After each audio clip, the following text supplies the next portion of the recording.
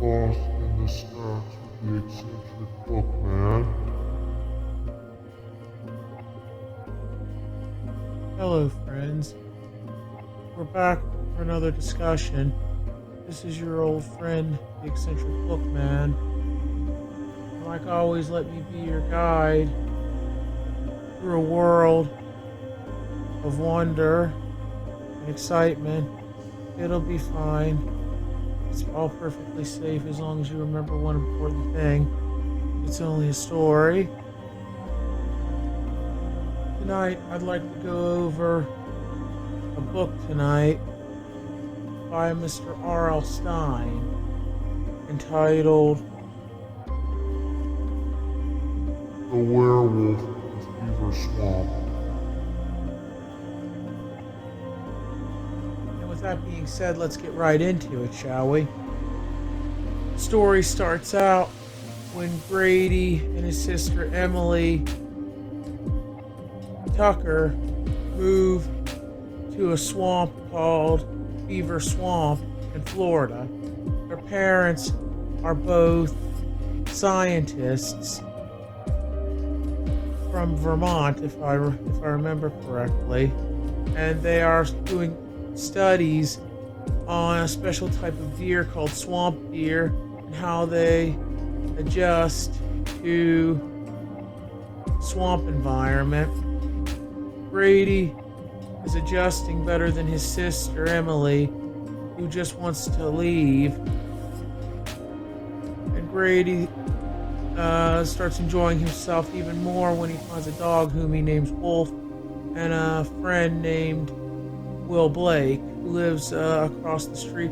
There was an episode of the series Goosebumps made of this, but there are some big differences in the book. So I'm telling you right now, my goal is not to spoil anything for you. I only want to give you an idea of what the story's about, but there might be some spoilers in here, so this is your time to click off if you try to leave the library now, if you would rather check the book out yourself. Okay, with that being said, let's continue.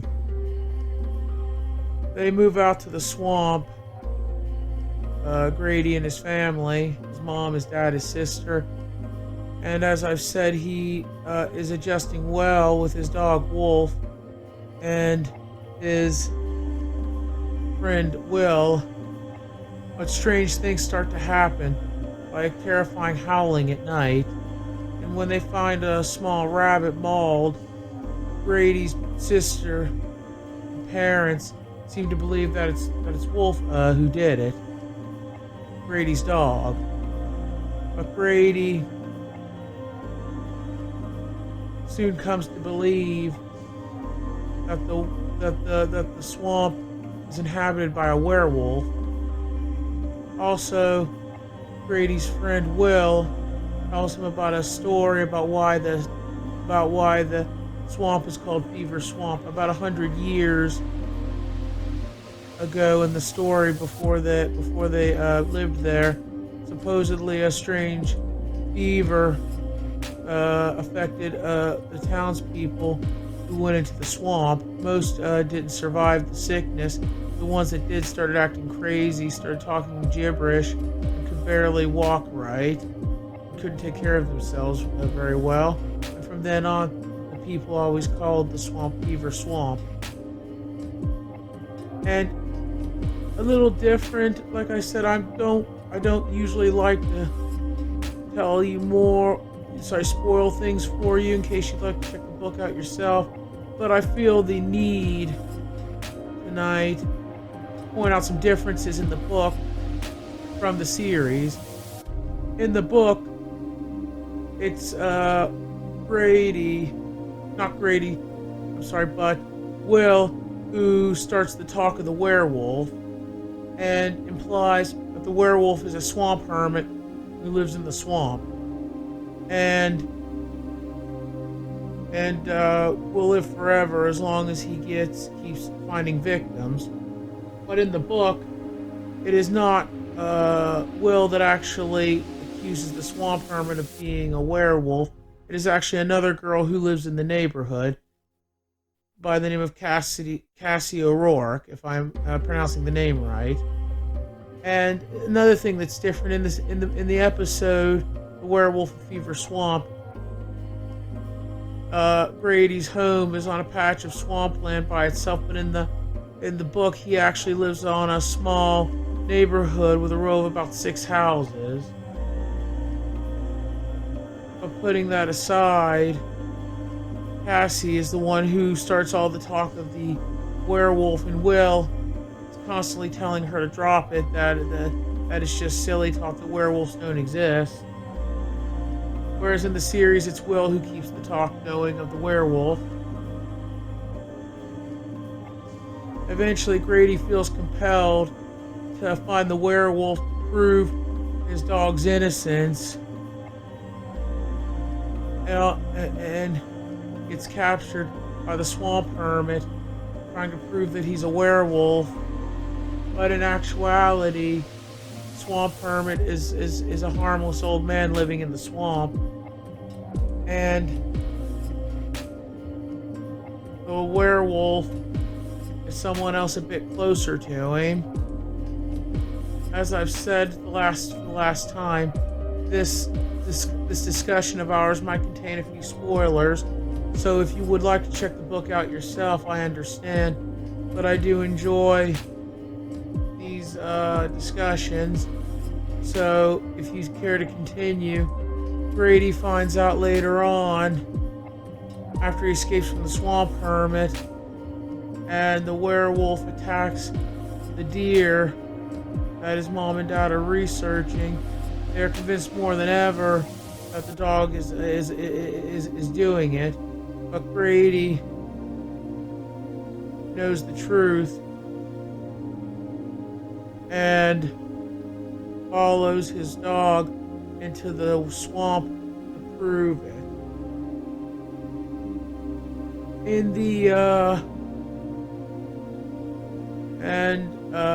He comes to find out that the werewolf is actually his friend Will Blake, and he does this because when he's being chased in the swamp, Grady is able to change back partly when the moon eclipses, and tells Grady to run, but he does not listen quickly enough. When the eclipse passes, the werewolf, Will changes back into his werewolf form and attacks Grady, but is saved by his dog Wolf, who jumps on the werewolf and pushes him down into the bog, where he sinks. And the swamp hermit finds Grady out in the swamp and brings him home. Now, the difference in the episode, the swamp hermit actually becomes one of the werewolf's victims, because it explains that the swamp hermit was someone that the werewolf had attacked in the past and actually gotten his family, and he had been out in the swamp hunting the werewolf, and and when he had thought he had caught the werewolf, it had slipped by, and what he had actually caught was one of Grady's parents' deer, and he had attacked and killed the swamp hermit. But in the book version, he is not killed, in fact survives, and finds Grady after the altercation with the werewolf and takes him home to his parents. When he wakes up, Grady tells his parents what happened, that Will's a werewolf, and his father goes over to Will's house to check this out. When he comes back, he is puzzled, because he tells Grady that the house was empty and looked like it hadn't been lived in quite some time. And the story is left there. Now it's time for the twist, and this is the time, if you really don't want to hear the twist, if you'd rather hear it yourself, because I don't want to spoil anything for anybody, but as I said, I was going to make this episode and go over some differences in the episode to the book. But like in every book with a twist, I'm giving you the chance to go on your to stop now. Okay, if you're still here, here's the twist of the story. Brady survives the attack by the werewolf, but in fact, in the end, becomes the werewolf of Fever Swamp. When though, in the end of the book, when he gets out of bed one night and steps over to the full moon and starts to transform into a werewolf, but is actually quite willing, and jumps out of his bedroom window and onto the grass and runs with his dog Wolf into the woods. You know, that is how the book ends. Like I said, this is one of my favorite Goosebumps book, and I have enjoyed the Goosebumps series for a number of years now. I know some people might say that, Goosebumps is for kids, but, I believe everybody of all ages can enjoy these stories. I do. And some of these classic Goosebumps books are very, interesting and contain a lot of, scenarios that are more mature than you would think would be, and I've enjoyed in these kinds of books, but I enjoy these books and I've read them for a very long time. The library has been around for your friend the eccentric bookman has been around for a very long time, or quite some time, I should say. And the Goosebumps saga is some of my favorite stories. They add just enough of suspense with enough